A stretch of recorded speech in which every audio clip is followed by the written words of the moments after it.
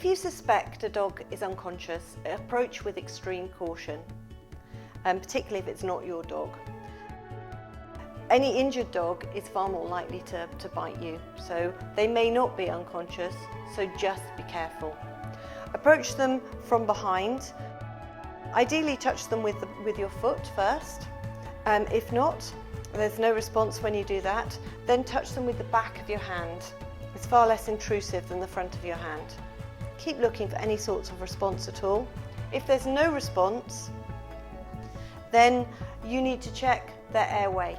You are only going to be looking after or approaching a dog that is your dog or a dog that you have permission to help. So if it's not your animal, please do not be doing CPR or anything intrusive or first aid related on them without the permission of the owner.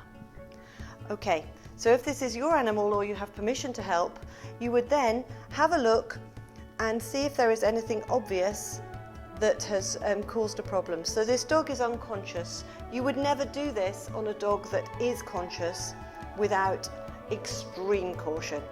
So you would carefully open up the mouth and ease the tongue forward. So pull the tongue forward, because the tongue, when they're unconscious, will roll back on itself.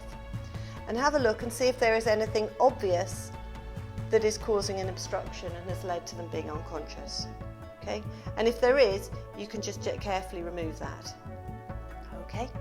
So they are unconscious, and you need to see if they are breathing. If they're unconscious and breathing, you're going to put them in the recovery position, as we've showed you on a previous video, where you will extend their airway and get them for veterinary help fast.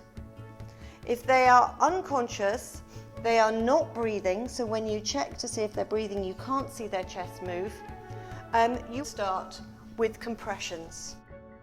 So the compressions for most dogs are in the side of the chest here, heel of your hand, up over the top, and you're going to give 30 compressions. You're going to be pushing down hard, okay?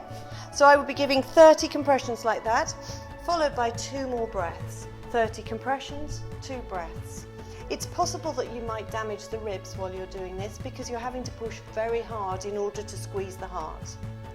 For a greyhound type chest, a keel type chest, you would be slightly further forward. And for a boxer or a barrel type chest, it's been advised that if you can put the dog onto their back and push in the centre of the chest like you would for a human, that you may well get a better result.